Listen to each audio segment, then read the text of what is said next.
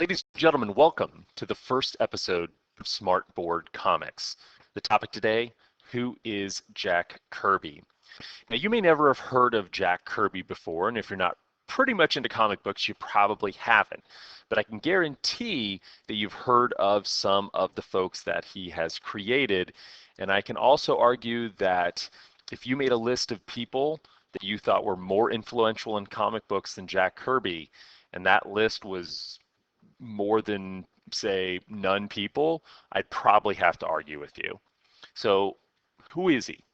Well, Jack Kirby was born August 28th, 1917, on the Lower East Side of Manhattan in New York City. His parents were Austrian Jewish immigrants, and his father earned a living as a garment factory worker. Kirby liked to draw at a young age and wanted to escape from his neighborhood. And while he did join the military, he also, even early, decided he wanted to draw, that he wanted a career in art. Now, at age 14, Kirby enrolled at the Pratt Institute in Brooklyn, and he left after a week. He said, "I wasn't the kind of student that Pratt was looking for. They wanted people who would work on something forever. I didn't want to work on a project forever. I intended to get things done." And in the world of comics, he did.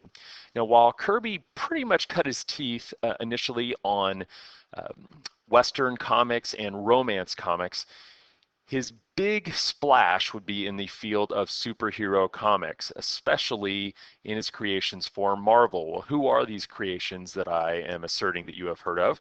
Well, you may have heard of the Fantastic Four, the Thing, Mr. Fantastic, the Human Torch, and Invisible Girl. Now, a lot of these creations he didn't do solely by himself. He worked primarily with Joe Simon and Stan Lee. And a lot of issues, though, in the Marvel style, Stan Lee would simply give Jack Kirby a very loose script. In fact, in some cases, there is a cited case in which Stan Lee gave Jack Kirby a script that simply said Fantastic Four against God, and he created the character Galactus and filled in all the rest. That's quite a loose script. He also helped create the character of Captain America, Thor, and Iron Man, who've both had a lot of success, and of course the Incredible Hulk. And you put Thor and Hulk and Iron Man together, along with down here Ant-Man and the Wasp. And we had to wait past issue number 1 to get Captain America added to there, but you've got yourself the Avengers, a superhero team. Another superhero team he helped create was the X-Men, the Fantastic Mutants, the strangest superheroes of all time, and you can see up here in the sensational Fantastic Four style. And Sergeant Fury and his Howling Commandos. Nick Fury later on would get the eye patch. You can see down here another big one from the talented team that brings you the famous Fantastic Four. Now, moving on, we can see one other, although Kirby's his list of creations is over 400 different characters at least. But one of the ones that's gained recent fame is Groot. And you can see here, this gentleman down here in the corner is defying Groot, the monster from Planet X. And you can also see that Groot's vocabulary has apparently shrunk down to simply, "I am Groot," as he joined the movie, which you can see his movie appearance right here, which certainly still does owe a lot to his appearance from the original appearance in Tales to Astonish. Now, Kirby also did a fair amount of work, quite a bit of work for DC Comics. In fact, he actually worked for DC and Marvel before they were known as DC and Marvel. And you can see his here creation, The Challengers of the Unknown, sort of a Fantastic Four, but without the powers. You can see the demon, and in fact, one of the things you can see here that's a little unusual from the time is Jack Kirby's startling new epic. You can see him getting name recognition on the cover of the comic. That was pretty unusual at the time, and even up until much later, most creators did not get cover credit on a book. Now, one of his biggest creations for DC Comics that has stood the test of time is his characters from the Fourth World, or also known as the New Gods. He's got the Forever People, you can see here, Kirby's here, Darkseid, Big Barda, sorry, and Mr. Miracle, who is one of my favorite characters. I have an early issue of Mr. Miracle, and it was one of my favorites. He also did some science fiction type work here, and these are the kind of things that he liked to maybe work through a dozen issues or so at times and then pass off to somebody else. He liked to create, get ideas, get things started, and then move along.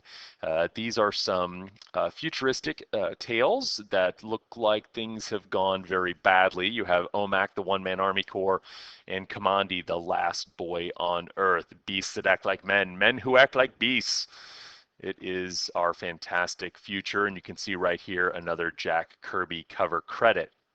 Now, one of the signature things that set Jack Kirby aside, the little signatures that you can see from his work, are a couple things. One, you can see what we call Kirby Crackle back here with the Infinity Man. You can see all this little business back here in space that is generally known as Kirby Crackle. You can see it around this machine. You can see it all around this robot. You can also see these squared off fingers. That's a Jack Kirby signature, along with, you saw in some of the other pictures, perspective. You see Captain America coming out of the page. That kind of thing is very Jack Kirby. Jack Kirby continues to be honored within the world of comics, not only in homages from different artists, but also in a very special way. Schmaltz Brewery, based out of Clifton Park, New York, has announced a limited edition King Kirby Genesis Ale. Now, this was actually released last week in honor of Jack Kirby's 98th birthday.